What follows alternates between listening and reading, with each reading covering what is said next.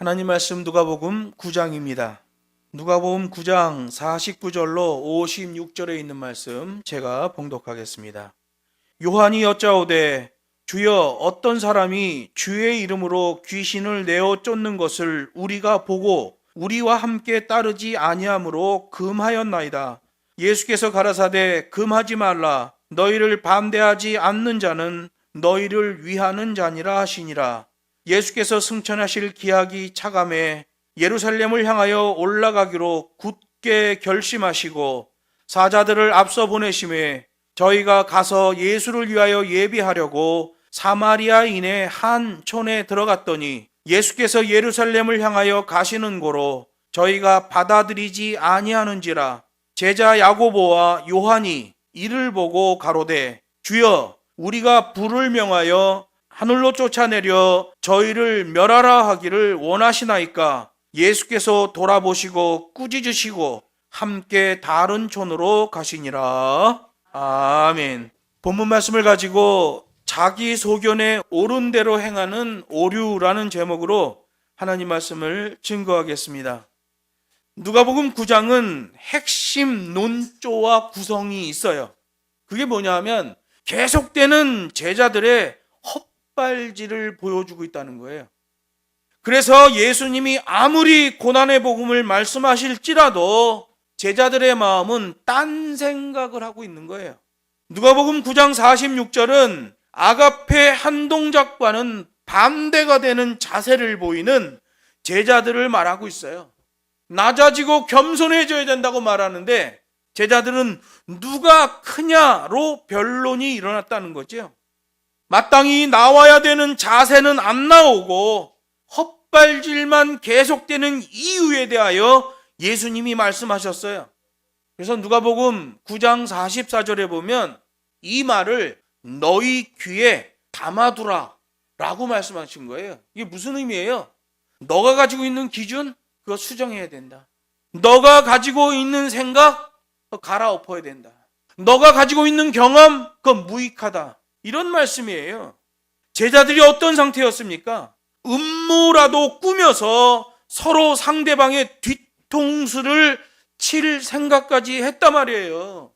우리 성경에는 제자들이 서로 변론했다 그랬는데 디알로기스모스라는 이 헬라어는 음모라도 꾸며서 나와 경쟁하고 있는 상대방의 뒤통수까지 치겠다는 거예요.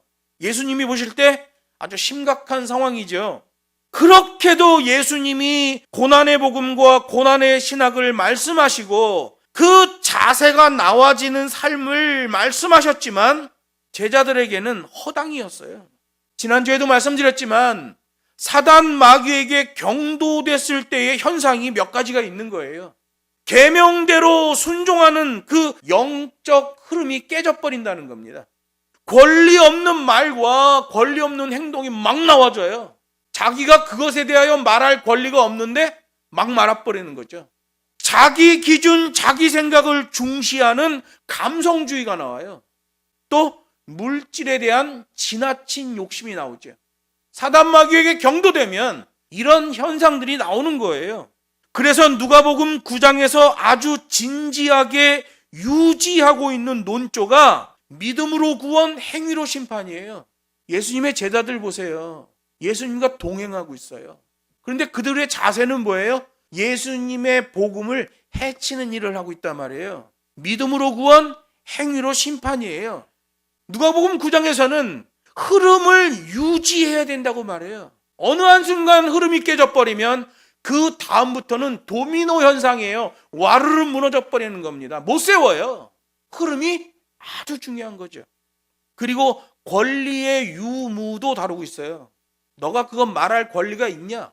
너가 그 행동을 할 권리가 있냐? 만약에 권리가 없는데 그 말을 하면 그건 문제가 되는 거죠. 하나님이 그 사람을 보응하신단 말이에요. 예수님은 자기 감성주의에 의해 나와지는 헛발질에 대하여 제자들을 책망하셔요. 예수의 가르침대로 해야 된다. 겸손하고 충성해야 된다. 아가페 한 동작의 사람이 되어야 된다. 그 사람이 예수의 제자고 그 사람이 하나님을 영접하는 천국 백성이라고 말씀하시는 거예요. 믿음은 반드시 자세로 나오게 돼 있습니다. 자세로 안 나와지는 믿음은 그건 형이상학적 믿음이에요. 머릿속으로만 생각하는 믿음이에요. 그건 아무 효과가 없습니다. 아무 의미가 없어요. 반드시 자세로 나와줘야 돼요. 그래서 예수를 믿는 사람은 아가페 한 동작이 필수인 거죠. 여기 누가복음 9장 49절 말씀 보면 우리의 기준에서 보니 라는 말이에요. 예수님의 제자들이 어떤 사람을 본 거예요. 그런데 그 사람을 본 다음에 우리의 기준에서 보니죠. 이게 이제 문제죠. 여러분, 바른 그리스도인으로 살아가려면 내 생각, 내 기준을 내려놔야 돼요. 예수님이 말씀하신 걸 내 귀에 담아두고 그걸 따라가야 돼요. 엄격하게 말하면 그 기준이 내 밖에 존재해요. 이 하나님의 말씀으로 존재한단 말이에요.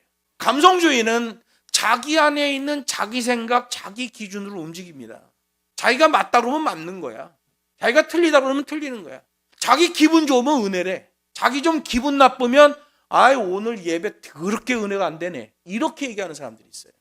감성주의입니다. 하나님 말씀은 나를 즐겁게 하는 말씀이든 나를 후려치는 말씀이든 아멘이에요. 내가 어떠한 상황 가운데 있을지라도 하나님은 언제나 옳습니다. 이게 믿음이란 말이죠. 여기 49절 내용으로 볼 때 정확히 누구인지는 모르지만 어떤 사람이 예수의 이름으로 악령을 퇴치했다고 말하고 있어요. 요한이 여짜오되 주의 어떤 사람이 주의 이름으로 귀신을 내어 쫓는 것을 우리가 보고, 이렇게 내어 쫓았다는 말이 에크발론타라는 말인데요. 이것은 헬라어 사용 용례가 있는 거예요. 영향을 끼칠 수 없도록 그 범주 밖으로 잡아서 내던지다라는 말이에요. 예를 들어서 어떤 자매가 있는데 자꾸 와서 형제가 괴롭히는 거예요. 그래서 이 자매가 재판을 했어. 재판에서 결론이 났어요. 반경 1km 안에 접근 금지. 그런 의미예요. 에크발론타, 영향을 끼칠 수 없도록 범주 밖으로 잡아서 내던지다라는 말이에요. 그런데 이 말은 자신감 넘치게 집어 던진다는 얘기예요. 확실하게 집어 던진다는 얘기예요. 능숙하게 집어 던진다는 얘기예요. 에크발론타. 제자들은 악령을 퇴치한 그 사람에게 다가가서 네가 무슨 자격으로 이런 일을 하느냐라고 다그쳤어요. 본문에 보면 사도 요한이 예수님에게 대표성을 띠고 말하고 있잖아요. 주님, 우리가 하면서 사도 요한이 대표성을 띠고 말하고 있단 말이에요. 이걸 보면 악령 퇴치에 대하여 문제를 삼고 꾸지람을 한 사람은 바로 사도 요한이라는 걸 우리가 알게 되는 거죠. 여러분, 누가복음 9장에서는 계속해서 제자들의 헛발질 문제를 집중적으로 다루고 있어요. 이게 핵심 주제와 논조예요. 누가복음 9장은 계속 그 핵심 논조 그 구성으로 봐야 돼요. 안 그러면 막 이상한 설교를 해버리는 거예요. 어떤 헛발질이었습니까? 변화산 위에서 헛발질했잖아요. 제자들이 하산할 때 헛발질하잖아요. 내려와서도 헛발질하죠. 그렇게 경고를 먹고도 가버나움으로 가는 길 노상에서도 서로 변론을 하는데 음모를 꾸며 상대방의 뒤통수를 때릴 생각까지 하고 있는 거예요. 이 뭐에 도대체. 그리고 여기서 또 권리 없는 말과 행동 때문에 예수님으로부터 책망을 받고 있는 거예요. 다시 한번 말씀드리지만 어느 한순간 흐름이 깨지면 그 다음부터는 계속해서 문제가 발생할 수밖에 없다. 이게 불변의 진리입니다.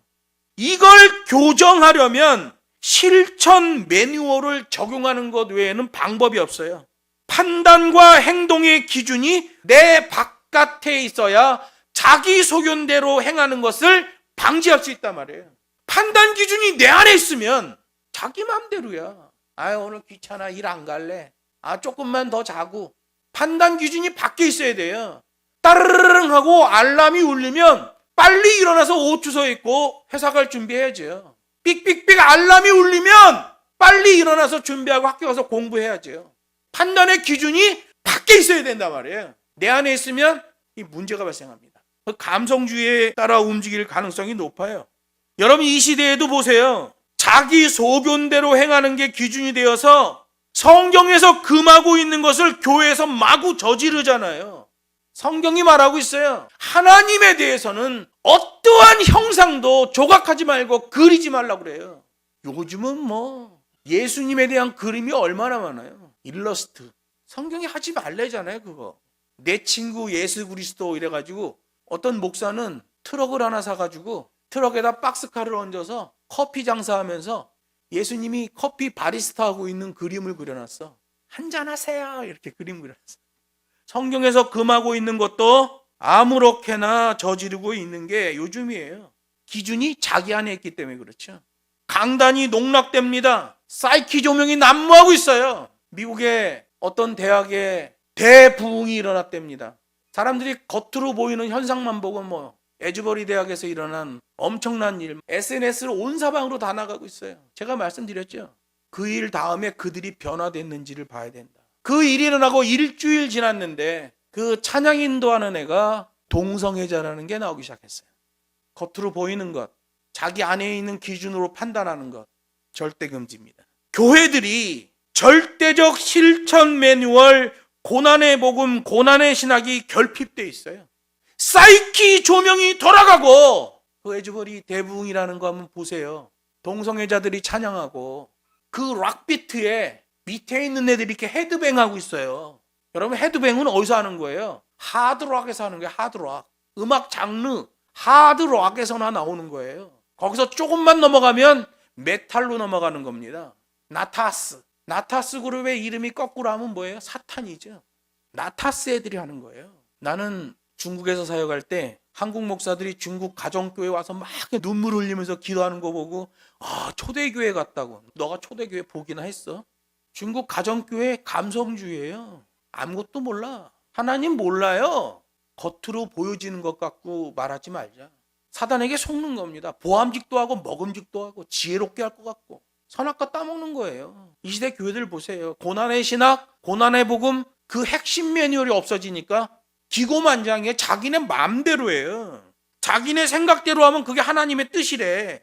아주 복음이 소멸된 곳들도 적지 않아요. 그러면 어떻게 됩니까? 본문의 제자들처럼 지속적으로 문제가 발생하는 거예요. 예수님의 제자들은 자기네도 스스로가 문제투성이었는데 타인의 일에까지 주제넘게 쓸데없이 참견을 하고 있는 거예요. 권리가 없는 자들이야. 그런데 자기 코가 석자인데 남의 일에 참견을 하는 거지요. 제자들에게 어떤 거룩한 기준이 있어서가 아니라 자기들이 차지해야 할 자리 문제지요. 49절에 우리와 함께 따르지 않는다. 따라야 되는데 따르지 않는다라는 말이잖아요. 제자들을 따르지 않아. 이 악령을 퇴치한 사람이 아콜루데이라는 말이에요. 고분고분하지 않다는 뜻입니다. 어떤 사람이 악령을 퇴치했는데 요한이 제자들 몇 명 데려가서 야 이거 뭐 하는 거냐 이랬는데 그 사람이 요한에게 고분고분하지 않았다는 거예요. 아유 네 예수님의 제자시군요. 이렇게 고분고분해야 되는데 그렇지 않았다는 거예요. 직전에 있었던 일이 뭐예요? 제자들 가운데 누가 더 큰 자냐 하는 말다툼이 벌어졌었는데 이번에는 제자도 아니면서 예수님의 이름으로 능력을 행하는 자가 나타난 거예요. 그것도 여기 49절에 내쫓다라는 말이 영향을 끼칠 수 없도록 그 범주 밖으로 잡아서 내던지다인데 자신감 넘치게 내던지다, 확실하게 내던지다, 능숙하게 내던지다 라는 뜻이에요. 제자들은 지금 누가 더 좋은 자리, 큰 자리 차지하냐, 누가 한 자리 차지하냐고 다투고 있었는데 제자도 아닌 사람이 예수의 이름으로 악령 퇴치하는 일이 벌어졌단 말이에요. 아주 성공적으로, 아주 자신감 넘치게 자기네는 산에서 내려와서 그 문제가 생긴 아이의 악령을 퇴치하지 못해서 종교 지도자들한테, 군중들한테, 그 아이의 아버지한테 조롱을 당했잖아요. 이 사람은 자신감 넘치게 성공적으로 능숙하게, 여러분 이 사람이 이러고 있을 때 제자들이 와서 푹 찌르면 이 사람도 너희들은 뭐야? 너희들 예수님 제자라고 하면서 아무것도 못했잖아. 나는 했어 라고 말할 수 있는데 그렇지 않아. 이 사람은 누군지는 모르겠어. 겸손해요. 제자들 자기네들은 지금 몇 번이나 망신을 당하고 있는데 이 사람을 보니까 제자들 자신들의 실패와 성공적으로 사역을 하고 있는 이 사람과 비교가 되고 있는 거예요. 그리고 뭐가 연결돼요? 누가 더 큰 자냐? 라고 서로 도토리 키재기를 했는데 자기네는 할 수 없었던 일을 이 사람이 했단 말이에요. 그것도 예수의 이름으로 그 일이 됐단 말이에요. 누가 더 크냐? 예수님이 유대의 왕이 되면 누가 더 큰 자리, 누가 더 높은 자리 가느냐? 도토리 키재기를 하고 있었는데 문제투성이고 계속 실패하는 제자들인데 이 사람은 예수의 제자도 아니야. 그런데 예수 이름으로 성공적인 사역을 하더라는 거예요. 제자들이 볼 때 서로 다투고 있었는데 공동의 적이 나타났네. 그래서 여러분, 누가복음 9장이 말하는 거예요. 제자들의 핵심적인 문제, 그들 안에 있는 감성주의, 욕망과 야망의 문제였다라고 말하는 겁니다. 바로 이것이 모든 문제의 원인이 되는 거예요. 자기가 옳다, 나만 맞다라는 생각을 하게 되는 거예요. 권리 없는 말이 막 나와지는 거죠. 자기 소견에 옳은 대로 행하는 일이 나오는 거예요. 그래서 판단의 기준이 내 안에 있으면 안 돼요. 판단의 기준이 밖에 있어야 돼요. 우리 기독교인들에게는 성경 계명이 있는 거예요. 여기 누가복음 9장 50절에서는 기준과 방향성을 말씀하십니다. 복음 사역에 있어서의 기준과 방향성에 대한 교훈이 나오고 있어요. 이 본문에서 제자들이 문제시하고 있는 사람이 있잖아요. 예수님의 제자 아니잖아요. 그렇다고 예수님이 그 사람에게 어떤 특별한 권위를 부여하지도 않았잖아요. 예수님이 그 사람에게 마패를 하나 꺼내주면서 너는 숨어다니는 제자로서 암행어사를 하도록 하여라, 뭐 이런 특별한 권위를 부여한 것도 없어요. 그러나 분명한 것은 그는 악령에 시달리는 사람에 대하여 관심을 가졌다는 거죠. 세우고 살리는 쪽으로 움직이더라는 거예요. 되는 쪽으로 움직이더라는 거죠. 그는 어떤 주술을 부려서 그 일을 한 게 아니라 예수 이름을 앞세운 믿음으로 그 일을 했다는 거예요. 예수님이 증명하시잖아요. 자기를 제지하는 제자들과 싸우지도 않았어요. 여러분, 이 시대 이단들 보세요. 이 시대 어떤 특별한 사람들 보세요. 자기한테 어떤 기적과 이적이 일어나면 으쓱거리잖아요. 교만해지고 이단이 되잖아요. 오늘 본문에 나오는 이 무명씨 겸손하잖아요. 그러므로 본문에 나오는 악령 퇴치의 사람은 예수님이 하실 일을 한 것이고 제자들이 해야만 하는 일을 이 사람이 대신한 거예요. 누가복음 9장 1절로 2절에 예수님이 제자들을 파송하시며 이렇게 말씀하셔요. 예수께서 12 제자를 불러 모으사 모든 귀신을 제어하며 병을 고치는 능력과 권세를 주시고 하나님의 나라를 전파하며 앓는 자를 고치게 하려고 내어 보내셨다. 이렇게 말씀하고 있어요. 귀신을 제어하고 아픈 자들을 고치는 일을 위하여 제자들을 보내셨다는 거예요. 그 예수님의 일이에요. 제자들한테 좀 이렇게 나눠준 거, 분유하신 거죠. 그러면 오늘 본문에 나오는 이 사람, 무명씨, 누군지 몰라. 근데 존재하긴 해. 이 사람이 하는 일은 예수님이 하실 일을 한 거고 제자들이 해야만 하는 일을 이 사람이 대신해 준 거예요.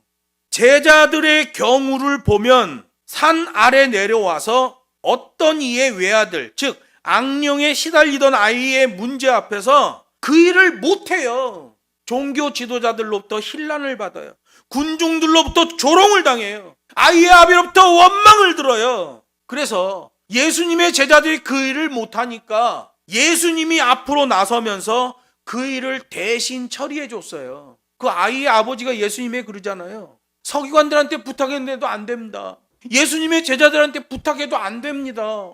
주님이 해주십시오. 그리고 이 사람은 회개하잖아요. 그때 예수님이 그 사람의 외아들을 고쳐주셔요. 그리고 아이를 아버지한테 넘겨줬다. 성경이 기록하고 있어요. 제자들이 못한 그 일을 예수님이 대신 처리해 주셨어요. 그런 헛발질의 제자들이 가버나움 노상에서는 누가 더 크냐로 말다툼을 했고 잠자코 듣기만 하던 예수님이 가버나움에 도착해서 어린 아이 하나를 부르시고는 시키는 대로 하는 겸손을 보여주셔요. 제자들은 도대체 시키는 대로 하질 않아. 강조하고 반복하고 또박또박 말을 해도 딴짓만 해. 왜 그래요? 판단의 기준이 자기들 안에 있기 때문에 자기 생각에 빠져 있는 거예요. 자기 기준에 빠져 있는 거예요. 아무리 예수님이 얘기를 해도 딴 생각만 하고 있는 거죠. 헛발질이죠. 계속 그 흐름으로 가고 있는 겁니다. 오늘 본문 9장에서 또 제자들이 권리 없는 말과 권리 없는 행동으로 문제를 일으키잖아요. 여기 9장에서 지금 문제 일으키고 있는데 이것에 대한 해답이 누가복음 11장에 나와요. 11장에 보면 바알세불 논쟁이 일어납니다. 예수님이 직접 악령을 퇴치하셨을 때 종교 지도자들이 망발을 하는 거예요. 저 예수는 바알세불의 힘으로 악령을 쫓았다. 이렇게 평가하는 거예요. 그때 예수님이 누가복음 11장 23절에서 이렇게 말해요. 나와 함께 아니하는 자는 나를 반대하는 자요. 종교 지도자들 전부 하나님을 반대하는 자들이에요. 나와 함께 모으지 아니하는 자는 해치는 자니라. 예수님이 모으고 있는데 예수님과 함께 하지 않으면 이거를 해쳐버리는 자가 된다는 거예요. 아가페 한 동작을 말씀하셔요. 아가페 한 동작을 하는 자여야 예수님의 제자요, 하나님의 백성이에요. 감성주의 기준이 자기 안에 있어서 자기 기분 좋으면 은혜라고 그러고 기분 나쁘면 은혜가 아니라고 그러고, 요즘은 교회 돌아다니며 설교 평가하는 사람들이 있더라고요. 뭐 어느 교회 목사는 설교를 잘해, 어느 교회 목사는 설교를 못해. 설교는 잘하고 못하고가 중요한 게 아니에요. 옳으냐 그르냐예요. 진짜 하나님의 말씀이면 내가 손해보더라도 아멘하고 받아내야 돼요. 그 말씀을. 가짜면 아무리 내가 기분 좋아도 그 말씀 버려야 된단 말이에요.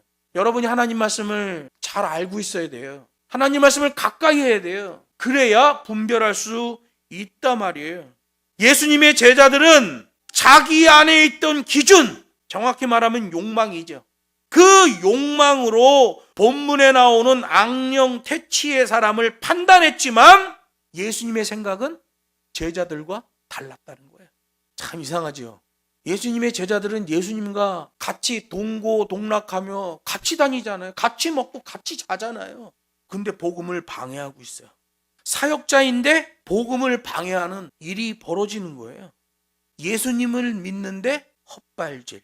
여러분, 그래서 우리는 유효한 믿음인가, 내가 하고 있는 것이 유효 사역인가, 이걸 체크해야 됩니다. 헛발질 진짜 많습니다.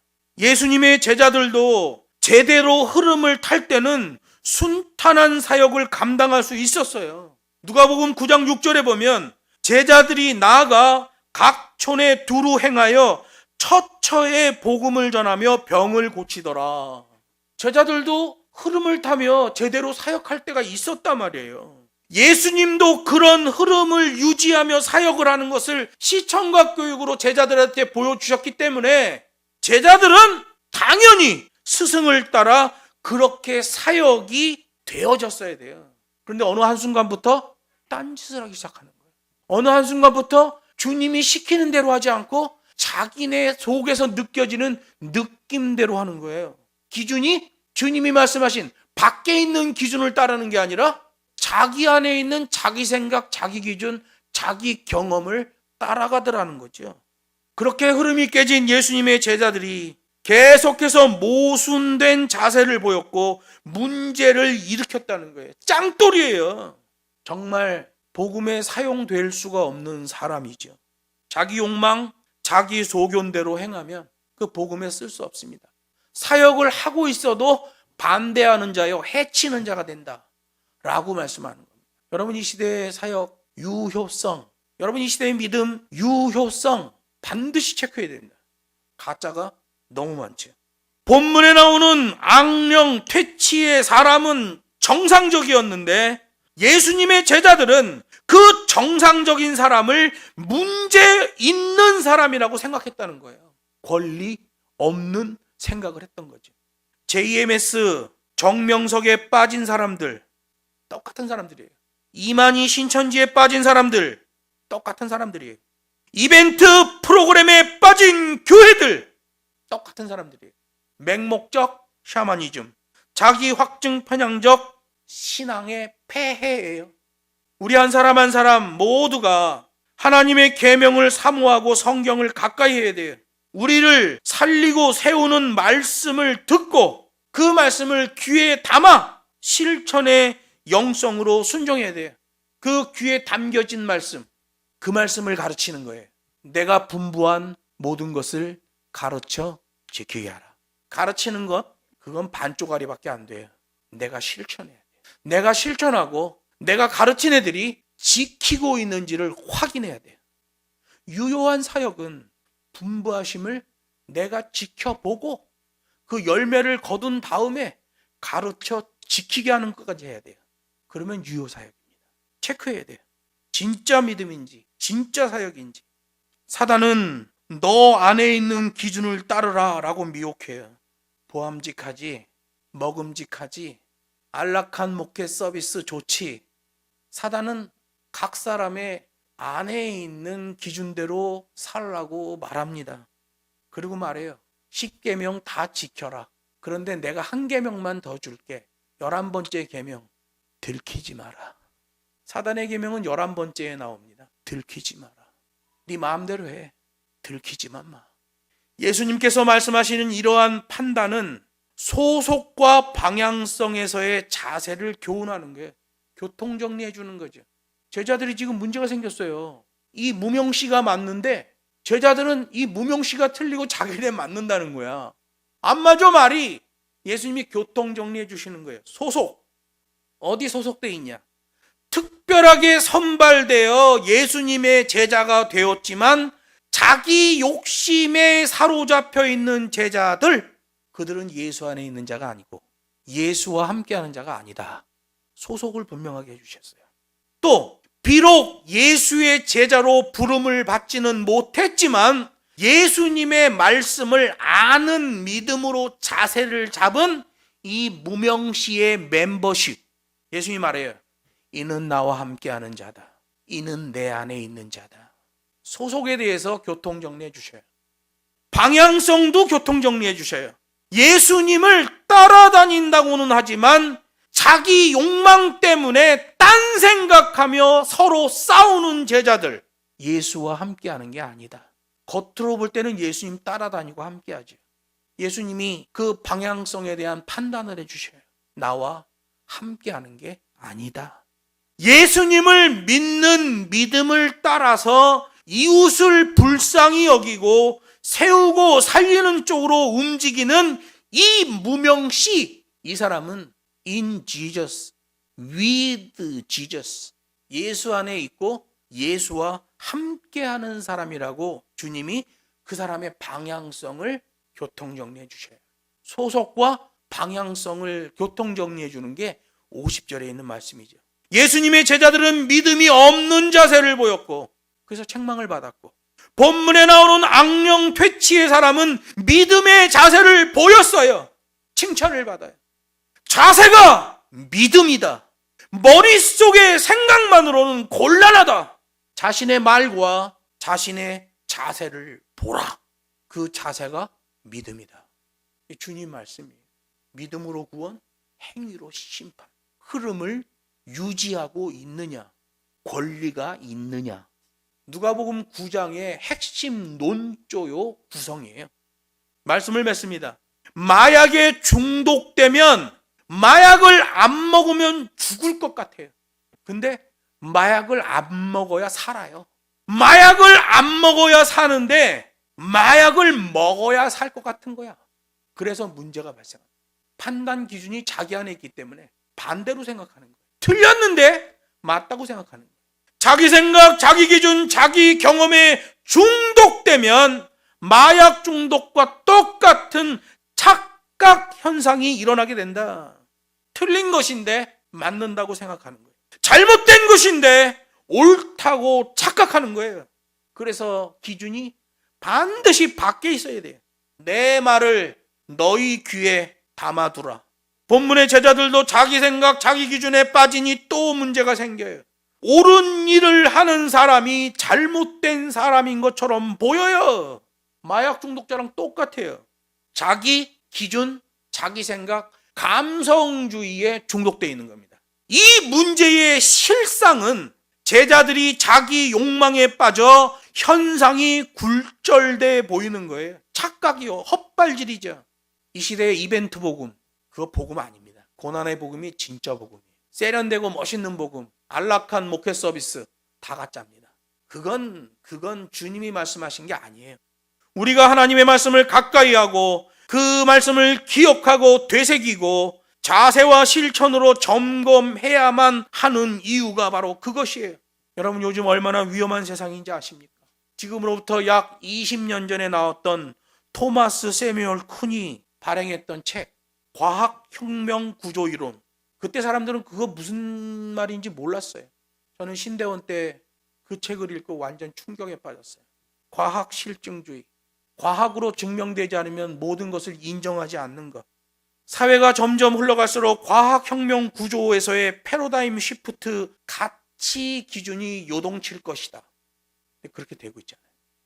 인공지능 AI가 나온 게 엊그제 같은데 이제는 GPT 챗에 의해 지식체계가 엄청난 요동침이 발생했어요. 그리고 곧 우리 앞에는 딥페이크에 의한 버추얼 리얼리티, 고도의 기술이 구현될 거예요. 가짜인데 진짜인 것처럼 구현되는 가상현실이죠. 그래서 가상현실은 총 5개가 나오는데요. 두 번째 것과 세 번째 사이가 분기점이에요. 첫 번째 것은 VR이었어요. VR. 가상현실. 그 다음에가 증강현실이에요. AR이라고 그래요. AR. 휴대폰 내비게이션 볼 필요 없어요. 앞유리 자체에 나타나요. 앞에 있는 실물과 화면이 겹쳐져요. 그걸 증강현실이라고 그래요. 겹쳐놓고 똑같이 인식해요. 저 바깥에나 유리에 비춰지는 것이나 똑같이 인식합니다. 증강현실. 증강현실이 지나면 혼합현실이 나와요. 혼합현실은 MR이라고 그래요. 요 AR, 증강현실과 MR, 혼합현실 사이가 분기점이에요. 이때부터는 각자 도생의 믿음, 각자 도생의 신앙으로 버틸 수 있습니다. 그래서 여러분, 하나님 말씀 가까이 하라는 거예요. 지금은 이 증강현실에서 혼합현실로 넘어가고 있는 과정 가운데 있어요. 혼합현실이 나오면 확장현실 XR이 나옵니다. 그 다음에 SR이 나오는데 대체현실이라고 해요. 대체현실. 대체현실은 결혼 안 해요. 가상공간에 있는 아주 멋있는 상대방과 결혼합니다. 대체현실. SR이. VR, AR. 지금 AR까지 왔어요. MR, XR, SR. 성경을 모르면 가짜를 진짜라고 착각하게 돼요. 현실이 아닌데도 실제처럼 보이게 하는 컴퓨터 기술이 나오는 거예요. 그래서 요새 홈쇼핑도 점차적으로 AI 인간으로 바꾸잖아요.